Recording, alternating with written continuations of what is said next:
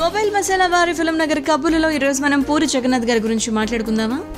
ఆయన the devil అనేటువంటి పేరుతో మెదడు దాని ఆలోచన తీరు గురించి మాట్లాడడం జరిగిందనమాట.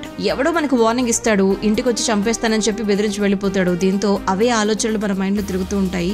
మనల్ని ఎలా చంపుతాడు అని చెప్పి తీవ్రంగా ఆలోచన చేస్తూ ఉంటాం. ముందే పోలీస్ కంప్లైంట్ ఇచ్చేస్తే మంచిది అనుకుంటాం. నిద్రపోయే ముందు ప్రతి తలుపు కూడా తాళం వేసిస్తాము. ఒకవేళ వాడు ఈ రాత్రి రాకపోతే రేపు వస్తాడేమో అని చెప్పి ఎదురు చూస్తాము. ఎందుకంటే మన బండి నెంబర్ని వాడు రౌడీలకు ఇచ్చి దాడి చేయిస్తాడేమో అని చెప్పి ఆలోచిస్తాం. విషయం కలిపేస్తాడేమో అని చెప్పి పిజ్జా ఆర్డర్ చేయడం కూడా మానేస్తాము. 10 రోజులైనా కూడా మనల్ని చంపడానికి ఎవరు రాకపోతే ఇదేదో మాస్టర్ ప్లాన్ వేశాడు ఇంకేదో అని చెప్పేసి మనం అనుకుంటాం. నిజంగా నన్ను చంపేస్తాడా, నేను చచ్చిపోతే నా పెళ్ళం పిల్లల పరిస్థితి ఏంటి, వాళ్ళు రోడ్డుకు వచ్చేస్తారు, ఇలా జరగకూడదు, జరగనివ్వను, వాడు చంపే వరకు ఎందుకు, నేనే వాడిని చంపేస్తాను అని చెప్పి చాలా మంది డిసైడ్ అయిపోతూ ఉంటారు. ఈ ఐడియా బాగా నచ్చుతుంది. ఆ రాత్రి వాడి ఇంటికి వెళ్ళి వాడిని చంపేస్తే ఇక జీవితాంతం జైల్లో గడుపుతాను.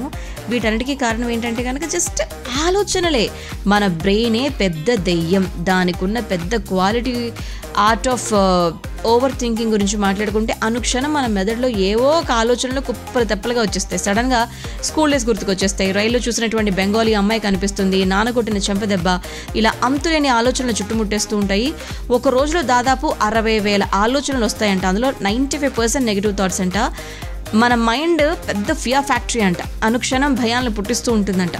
సో మైండ్ చెప్పేవి అస్సలు వినొద్దు, అవన్నీ సీరియస్గా తీసుకోవద్దు, లేదంటే పిరికి వాళ్ళం అయిపోతాం. అందుకే జస్ట్ మెడిటేషన్ చేయండి. మనకు ఆ టైం ఉండదు. లోపల దెయ్యాన్ని భయపెట్టడం నేర్చుకోండి.